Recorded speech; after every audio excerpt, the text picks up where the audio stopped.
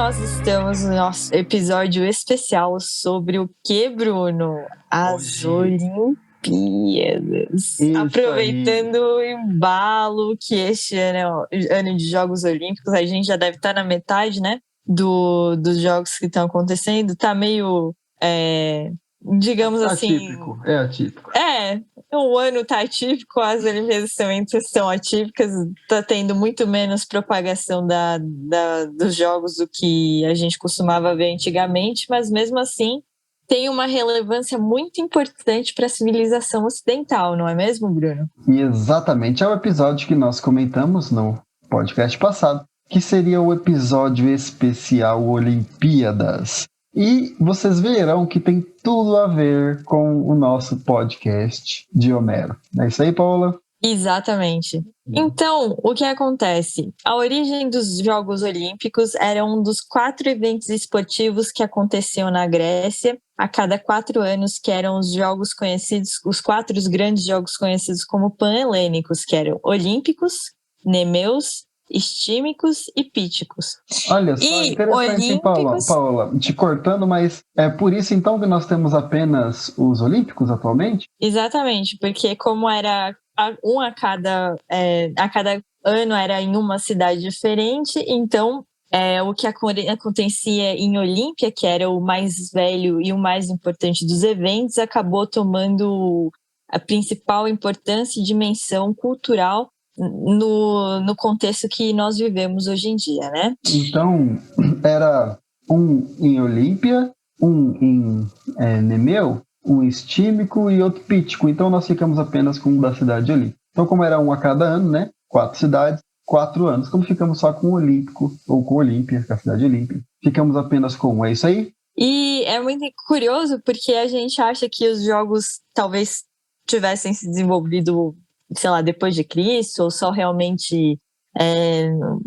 tem gente até que acredita que eles não foram inventados em 1896, né, que foi onde foi retrazida essa cultura de Jogos Olímpicos e o 1º de novo em Atenas, mas não, eles são jogos que eles datam como os primeiros jogos acontecidos em 776 a.C. e há provas de que eles talvez sejam até mais antigos que isso. Você acredita, Bruno? Eu imagino mesmo.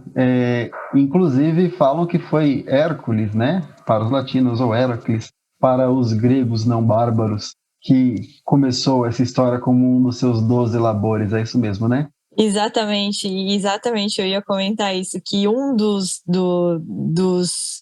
jogos que eram disputados nas Olimpíadas eram a corrida, que foi creditada como ser um dos trabalhos completados por Hércules nos 12 trabalhos. A Olimpíada Olímpia, né, onde aconteciam as Olimpíadas, era uma das mais importantes santuários e cidades em homenagem a Zeus, e os jogos eles aconteciam principalmente em sua homenagem. Então, o que acontecia? Você tinha os jogos e sacrifícios e presentes eram oferecidos aos deuses e atletas que ganhavam com obediência nas regras dos jogos, né?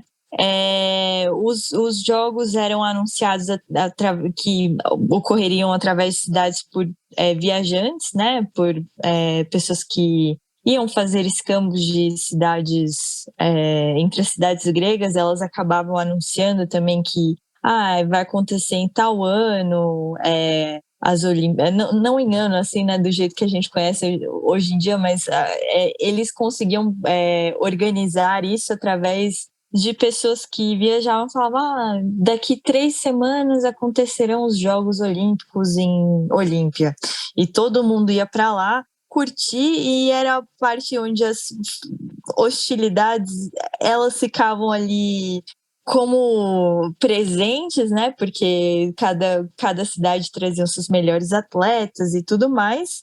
E bom, mantém mais ou menos o caráter. De paz, né? Exatamente, era assim, era tipo assim, hoje a gente vai colocar os atletas para brigarem e a gente vai ficar aqui só curtindo, né? Tomando uma cerveja e assistindo como se fosse um esporte, eles morrendo aqui. E é interessante que eles Exatamente. passavam por volta de todo o Mediterrâneo ali, levando os arautos, levando essa mensagem dos jogos, né? Exatamente. Os arautos eles traziam essas mensagens de que os jogos aconteceriam. E foi uma tradição que foi interrompida e a gente retomou, como eu havia dito no começo, em 1896, e o primeiro jogo olímpico da nossa civilização, né, da civilização ocidental, depois que foi pausado, aconteceu Considerado na cidade de moderno. Atenas. Do Considerado Ocidente moderno, moderno, exato. exatamente. E é muito interessante, né? Porque a arqueologia de Olímpia mostra até mais ou menos na questão geográfica como acontecia, né?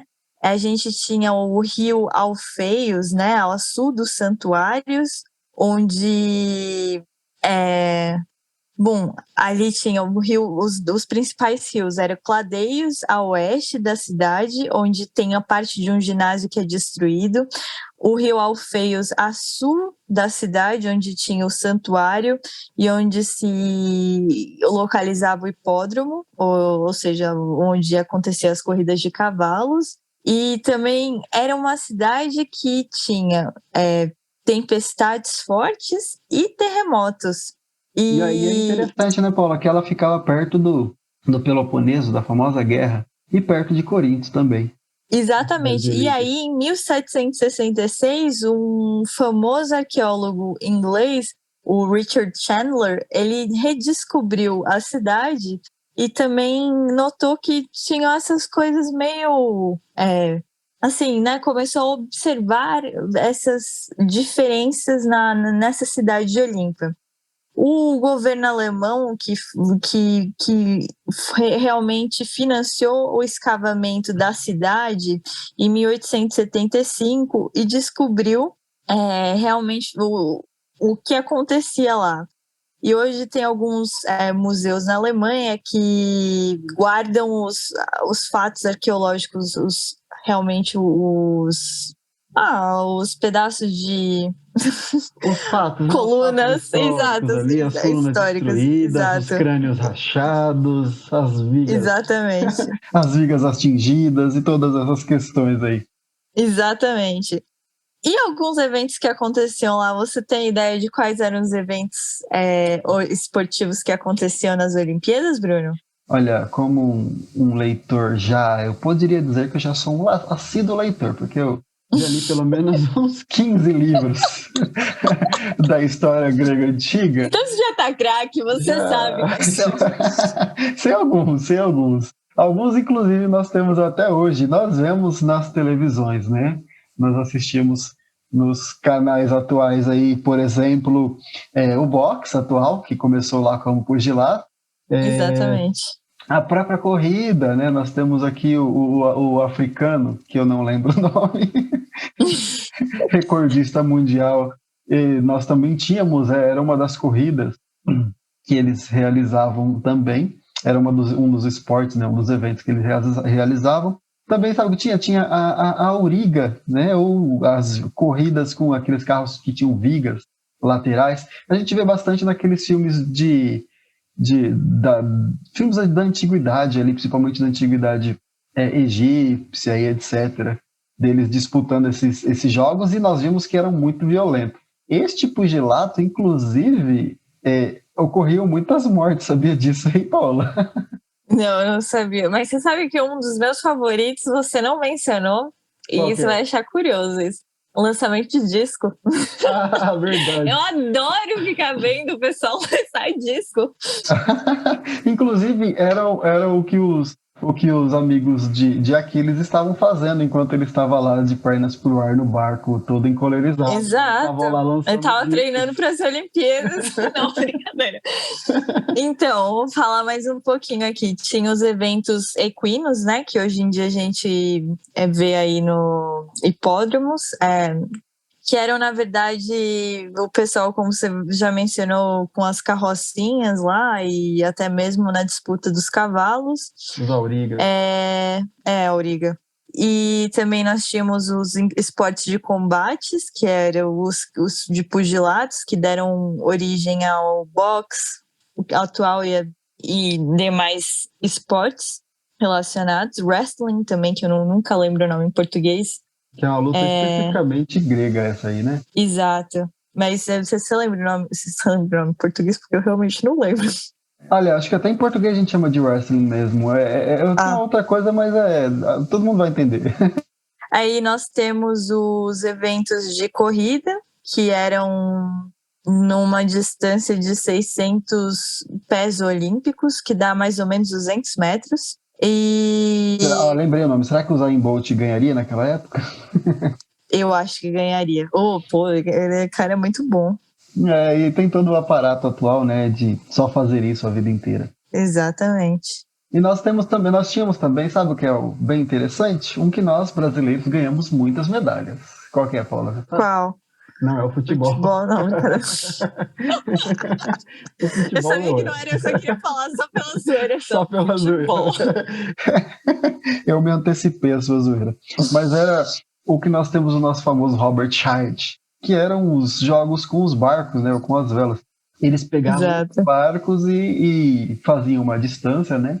Faziam a curvinha lá com o barco e quem retornasse primeiro vencia. É um dos jogos também que nós tínhamos. Exatamente. E tem uma modalidade curiosa que aparece que a gente também não falou, mas que temos Apolo sendo patrono dessa curiosidade, que é javelin em inglês, ou então o lançamento de dardos, né? Sim, outro esporte que os amigos de Aquiles ficaram fazendo enquanto ele estava lá no barquinho. Exatamente. E, enfim, a Olimpíada acontecia realmente de 4 em 4 anos e as Olimpíadas eram nomeadas através do vencedor, ou seja, se João tivesse ganhado as Olimpíadas, o jogo seria chamado Jogos do João. Exato, os Jogos do João. E ficava marcado os recordes do jogo, do vencedor, né? Olha que interessante. Muitas coisas que nós temos hoje em dia, né? Exatamente. E uma coisa muito interessante é que naquela época eles tinham pentathlon, que hoje a gente tem o triatlon, que realmente provavelmente deriva de uma fase mais encurtada e bem diferente do que era o pentathlon, que era o lançamento de disco, pulo, né? Que era o salto, né? Tipo o salto, o nós temos o jogo do pulo hoje, talvez, pode ser isso? Exato. Os dardos, corrida e o wrestling. Então era tudo no mesmo lugar, numa tarde que acontecia. Inclusive a corrida e o wrestling também aconteciam como eventos separados. Isso é importante lembrar. Tinha os que aconteciam no pentathlon, que era uma tarde específica só para esses 5 modalidades, né? Mas também tinha a corrida e o wrestling de maneiras separadas. Isso aí, Paulo. E quantos dias que duravam esses Jogos Olímpicos? Esses Jogos Olímpicos, eles duravam, em média, 5 dias. E eles tinham uma maneira bem, assim, uma programação já bem especial e definida. Porque no primeiro dia era a cerimônia de abertura, com toda aquela pomposidade que a gente vê hoje em dia, do pessoal fazendo... se apresentando o país. Hoje em dia a gente faz a questão da apresentação do país, naquela época eram as cidades em que cada um morava, né? Faziam-se as rezas e os sacrifícios ao santuário de Zeus, em homenagem a Zeus. Tínhamos discurso de filósofos, poetas e historiadores. E a tour no santuário de Zeus. Isso aí eu achei muito legal. Tipo assim, um pacote completo, cultural, né? Hoje em dia a gente só fica vendo lá o pessoal caricato, tirando foto lá, falando, vou defender tal país, nada mais, mas naquela época era bem completo. No segundo dia tinham as competições equestres e o pentathlon na parte de tarde, e à noite tinham os ritos fúnebres em homenagem aos heróis do Peloponeso e além de outros heróis, com certeza. E de novo acontecia uma espécie de tour. Não era mais uma parada dos visitantes no santuário de Zeus. E nessa parada que acontecia, eles cantavam hinos de vitória e também festejavam e celebravam os acontecimentos. No terceiro dia era o julgamento, né, dos competidores, de quem teria ganhado realmente o jogo, e, enfim, eram as apurações. E os embaixadores também ficavam lá como forma de comemorar e celebrar os vitoriosos de cada cidade, e também se ofereciam os sacrifícios animais, ou seja, tinha realmente as hecatombes sendo realizadas no grande altar.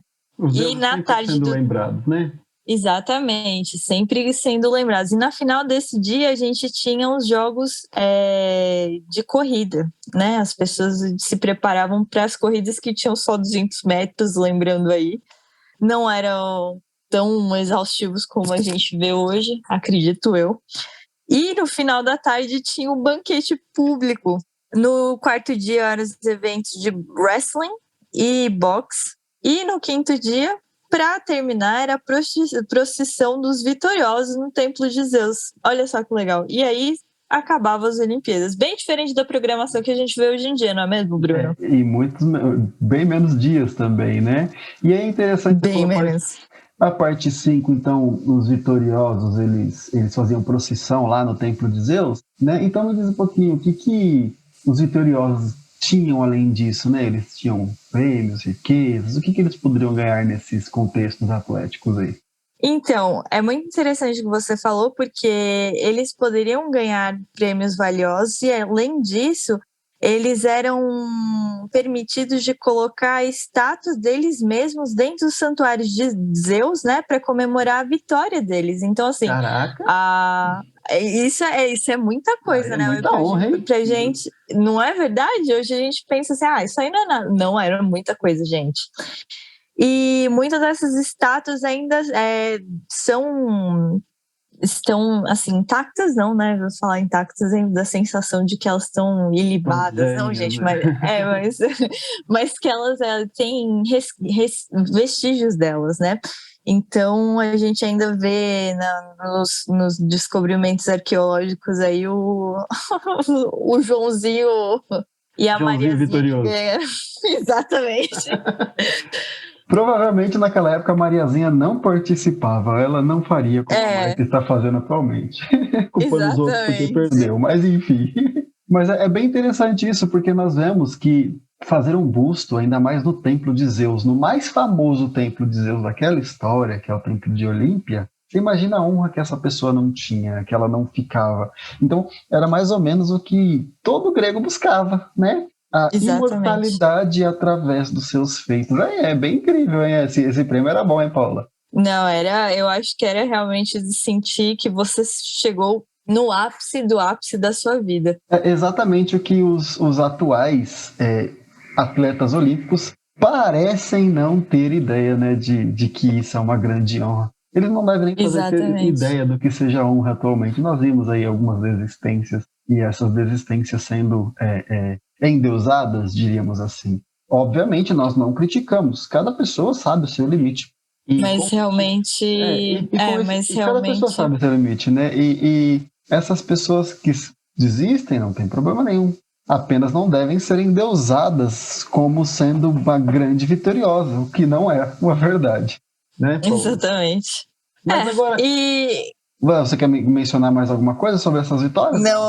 Não, deu tela azul então... aqui, porque os dois iam falar ao mesmo tempo. Tranquilo.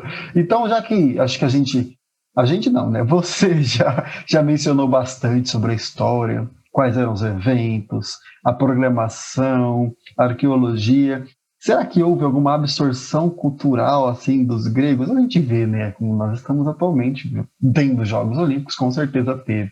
Mas como foi essa absorção cultural? O que a gente vê? O que isso tem a ver com o que a gente está fazendo aqui de literatura e podcast e tal? Nos últimos episódios a gente acabou mencionando que tanto a Ilíada como a Odisseia, elas eram formas dos povos saberem da sua origem e cultura, né, Bruno? E na Ilíada, principalmente coisa que porque hoje em dia as pessoas botam fogo, né? Exatamente. Sai botando fogo em estátua, não quer saber, fala que matemática, bom, enfim, que filósofo é racista, fascista, taxista, enfim, é uma distorção de conceito generalizada, né? Ninguém mais quer saber qual é o real e verdadeiro sentido das coisas.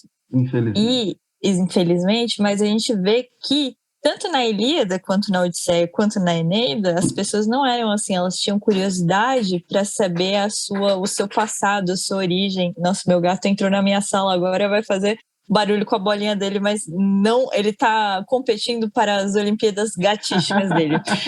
Ele vai entrar na próxima ano nas Nemas. Exatamente. Contudo, é interessante lembrar que a Ilíada era um manual para as pessoas entenderem como se vivia, né? E nisso aí eles ensinavam até a questão de como era a preparação para uma Olimpíada, não é mesmo, Bruno? Exatamente. E é interessante que nós temos esses, diríamos, Jogos Olímpicos de outras maneiras, né? Que são Exato. O que nós vemos, o que nós conseguimos absorver pela literatura, os jogos que eu chamo, né, e a Eneida, principalmente de Virgílio, aparece, jogos fúnebres, aparece esse nome, né? Em Homero não aparece esse nome, mas nós entendemos que são jogos fúnebres porque eles aparecem nesse contexto. Exatamente. Uma pessoa importante, é claro que eles não faziam para qualquer um. Se eu aqui, o Bruno, apenas um servo de Aquiles morresse, um servo assim, simples, assim, que não considerasse morresse, acabou, aconteceu, faleceu. Mas pessoas importantes que morriam, eles criavam esses jogos em homenagem ao morto. Então, eles acendiam a pira, olha que coisa interessante a relação, a pira para queimar, né, cremar o corpo do falecido. E aí, após ele ter sido cremado ali, recolhiam as suas cinzas em uma caixa, em uma urna, e após isso eles começavam esses jogos que eram exatamente esses jogos citados aqui pela Paola. E, inclusive tinha até os prêmios, viu, Paola? De primeiro, segundo, terceiro, em alguns casos iam até o quinto prêmio, ao invés de, como nós temos hoje em dia, até o terceiro. Só até o terceiro. Iam até o quinto, dependendo de quantos competidores eram. Por exemplo, nós vemos na Ilíada, nós veremos mais à frente nos nossos podcasts da temporada de Homero. No canto 23. Exatamente. Exato. Lá no finalzinho, lá, quem tiver curiosidade, não leia na sequência.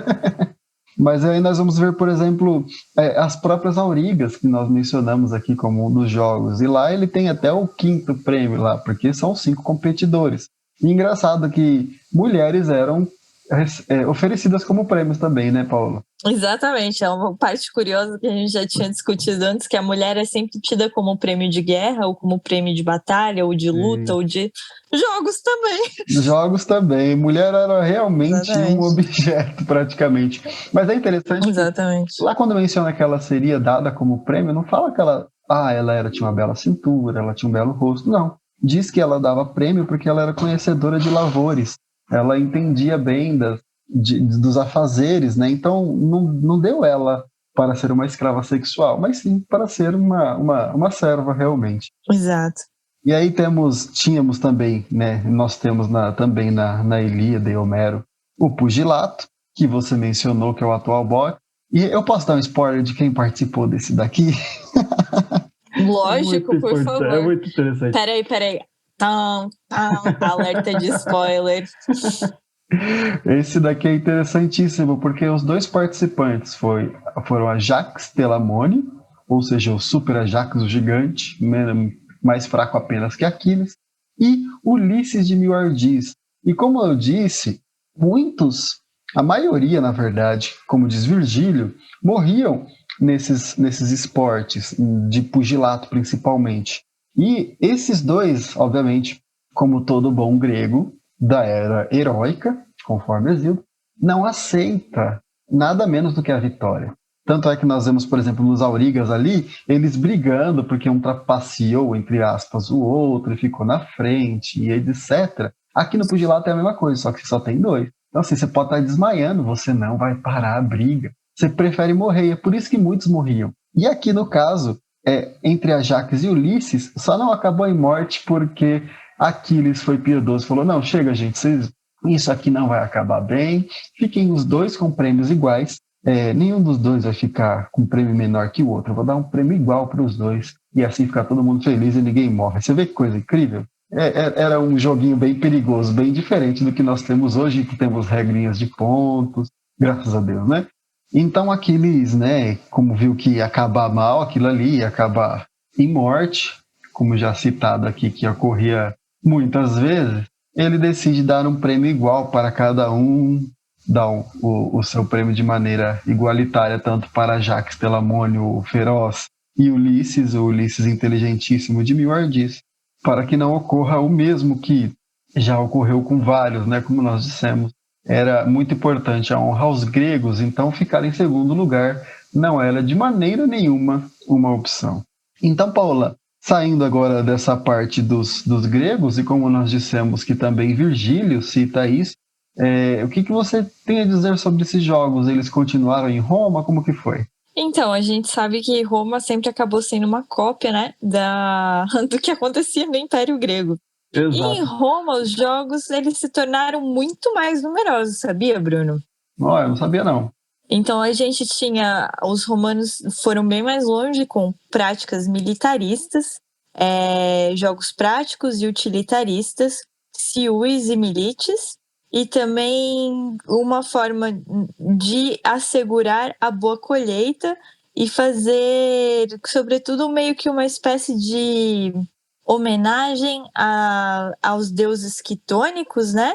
E os mortos. Então era uma mistura realmente de oferenda aos deuses e de jogos fúnebres. E o que acontece? Os jogos, eles tinham um caráter religioso, né? Como eu havia dito. E eles eram designados, o plural em latim, jogo é ludus, né? O plural é ludus e o singular é ludi. E tinha um caráter de divertimento. Os ludi romanos, eles eram divididos especialmente em dois tipos, que eram os ludi solemnes, que são jogos solenes, e os ludi votiui, né, que são jogos votivos. Os primeiros, eles tinham datas fixas para acontecer, que eram os ludi cerealis, que eram em homenagem à deusa Ceres, que é da agricultura, ocorriam em abril. Ludi Romani ou Maximi, que acontecia em setembro, e eram em homenagem a Júpiter ou Zeus, né? E Ludes seculares, que ocorriam a cada 100 anos. Eram cerimônias de expiação pela passagem de mais um século, né? E eles eram oferecidos em homenagem à manutenção do Estado. Sim, olha que bizarro, a manutenção do governo. O Ludi Votiui, ou os jogos votivos, eles eram extraordinários. Eles não tinham data fixas para o cumprimento e eles aconteciam para cumprimento mais ou menos de momentos difíceis. Então, nós tínhamos os Ludi Triunfares, ou seja, os jogos triunfais, quando o povo vencia alguma batalha importante, ou um feitio realmente, né, marcante para a história do povo, o Ludi Dedicatori, que eram jogos de dedicatórias, eles eram realizados na inauguração de algum templo famoso, então algum monumento público que havia sido completado recentemente, e os famosos ludi fúnebres, ou seja, os jogos fúnebres, que eram dedicados em homenagem a parentes e mortos em ocasiões de seu funeral, eram mais raros e também podiam ser comemorados em aniversário de morte. E os jogos fúnebres, eles ocorriam mais ou menos por 9 dias após, 9 dias após os mortos, né? E no momento que as cinzas eram enterradas, e era mais ou menos como uma prática religiosa, assim, era uma mistura, né? E eles eram dedicados a pessoas importantes, ou seja, nós, réis mortais, não teríamos jogos fúnebres, mas como eu na disse, né, Eneida... se morrêssemos lá, o pobre Bruninho, não sendo um amigão de algum líder, seria apenas esquecido e deixado para os corvos e os cães comerem. Mas na Eneida não é o que acontece não, viu, Bruno? Porque Virgílio, após abandonar Dido e deixar Cartago, ele ele ficou... O Enéas, eu falei, né? Virgílio, exato, Virgílio eu é o falei, autor. Virgílio é o autor, eu falei, não, Enéas, ele decidiu fazer um jogo fúnebre. Enéas, que é o representante do povo romano, né, na Eneida, através do epíteto Pius, o piedoso, observamos que ele tem uma obediência muito grande aos deuses e ele decide fazer uma homenagem a Anquises, né, Bruno? Isso mesmo, o paizinho lá, o paizinho de Pai Enéas. Querido, Pai exato. querido, Ou seja, um dos grandes líderes e anciões lá de Troia, né? exatamente. E esses jogos fúnebres, eles ficam, os jogos fúnebres em honra ao pai, e eles são bem, assim, é uma característica marcante do livro e que vai ser passada de, enfim, cultura a cultura, e a gente hoje em dia conhece mais a história da Eneida, né, da questão de aparecer, é mais marcante essa questão dos jogos fúnebres na Eneida do que até mesmo dos panhelênicos que ocorrem na Ilíada e na Odisseia, não é mesmo, Bruno? Exatamente, tanto é que o nome fica relacionado à Eneida, né? Porque lá tem exatamente essa palavra, jogos fúnebres. Na Odisseia simplesmente começam, né? Eles começam esses jogos Exatamente. em homenagem aos mortos, mas não dão um nome específico a ele para ficar gravado nas mentes e nos corações. Isso aí, você tem mais alguma curiosidade interessantíssima com seu vasto conhecimento sobre isso? Meu vaso pequeno. Hoje, realmente, fica por isso aqui para mim. E você, Bruno, tem mais alguma coisa a adicionar também aqui? Você que é o nosso cultural man aqui, porque... Pronto. É nada. Eu achei apenas interessante essa questão. Não tem como você, depois de ver tanta cultura grega, tanta cultura antiga e cultura ocidental, do qual nós estamos recebendo, né, diariamente alguns insights, não tem como você, após ver os Jogos Olímpicos, não lembrar desses jogos fúnebres lá de Homero e de Virgílio. Então, para quem de repente começa a relacionar, achando que a história começou apenas ali, nós demonstramos aqui um pouquinho mais, um pouquinho além da história. Então, por hoje é apenas isso mesmo, Paula. Certo? Então, hoje eu vou terminar com a citação Memento Mori. Aproveite cada momento para viver a vida bem vivida do melhor jeito possível, porque nunca se sabe quando você pode ganhar um jogo fúnebre, não é mesmo, Bruno? Pode ser homenageado com o jogo fúnebre, né? Exato. Vai que a sua cabeça vira prêmio para alguém. Pois é. Não, brincadeira.